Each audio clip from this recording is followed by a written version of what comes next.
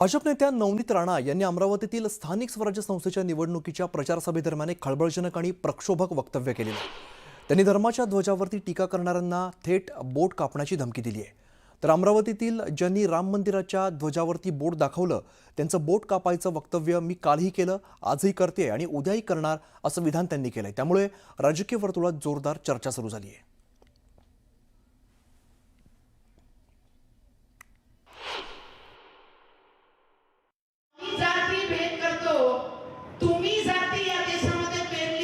म्हणून हे सगळे गोष्टी बाहेर आले।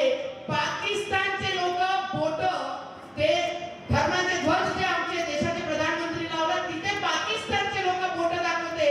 मी तर सरळ म्हटलं जे बोट त्या अयोध्याच्या राम मंदिरावर जो बोट दाखवते त्याची बोट छाटायलाच पाहिजे। अरे जो हमारे विचारों पे, हमारे देश के, हमारे विश्वास पे अगर कोई उंगली उठाता है तो उसकी उंगली काटनी ही चाहिए।